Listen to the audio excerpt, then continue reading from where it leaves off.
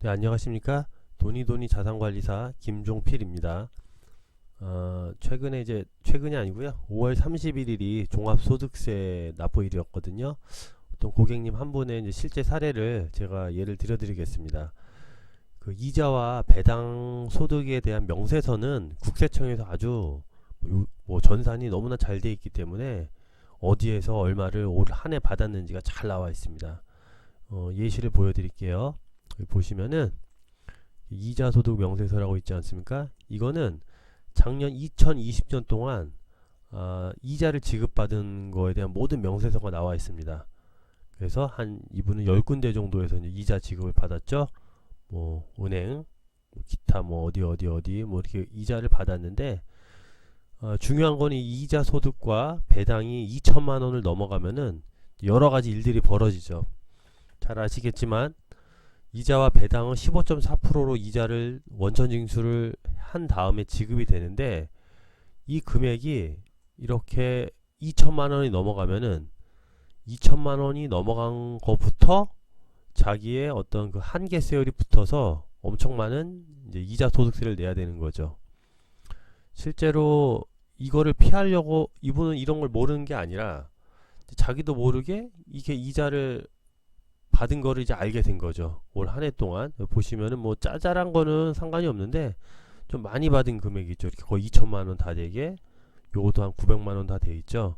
이런 것들이 이제 짜잘한 거랑 합쳐지니까 2천만 원이 훌쩍 넘어버린 거죠. 이렇게 받을 줄 몰랐던 거죠.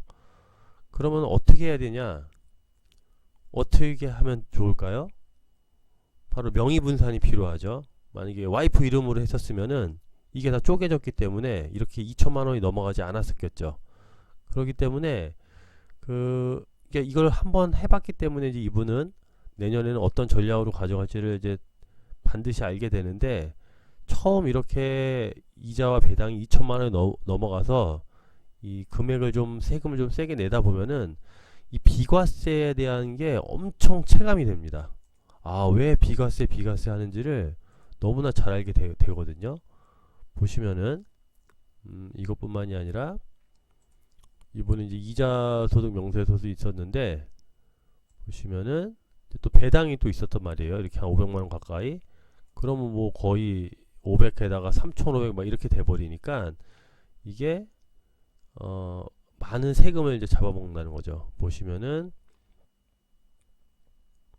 쭉 내려가 보겠습니다. 어떤 식으로 계산이 되냐면은 이렇게 금융소득자용에 대해서 이제 이게 다 신고된 내용이기 때문에 보시면 알겠지만은 보시면은 지금처럼 2천만 원을 초과하는 경우와 2천만 원 이하인 경우가 이렇게 나눠져 있죠. 이하인 경우에는 전혀 문제가 없는데 이렇게 초과하는 경우에는 이게 또 여러 가지로 또 산출세액이 나오고 뭐 소득공제가 되면서 아무튼 세금을 많이 내게 됩니다. 그러므로 인해서 비과세에 대해서 엄청나게 생각을 하죠. 왜냐하면 또 명의 분산을 하더라도 어느 한계가 있기 때문에 그러기 때문에 사람들이 이거를 피해가려고 많은 노력을 하는 거죠. 돈을 벌었지만은 뭐 앞에서 벌고 뒤로 까진다는 내용이 있죠. 그러기 때문에 이런 내용들을 한번 체득을 하게 되면은 이 비과세에 대해서 엄청 절실하게 느껴지게 되는 거죠. 그래서 뭐 보험에 비과세 뭐 상품을 가입한다던가 뭐 증권사에 비과세 상품을 가입한다거나 이런 거를 자꾸 이용한다는 거죠. 자, 여러분들도 이 화면을 보여드리는 이유는 뭔가 이렇게 이자와 배당 소득이 많이 있었을 때 어떤 전략을 가져가야 되냐 두 가지입니다. 제가 권해드릴 수 있는 거는 세 가지 정도인데 첫 번째는 아무튼 그 해에 내가 어느 정도 이자를 받을지를 대략 예측을 하신 다음에 명의 분산을 하셔야 돼요.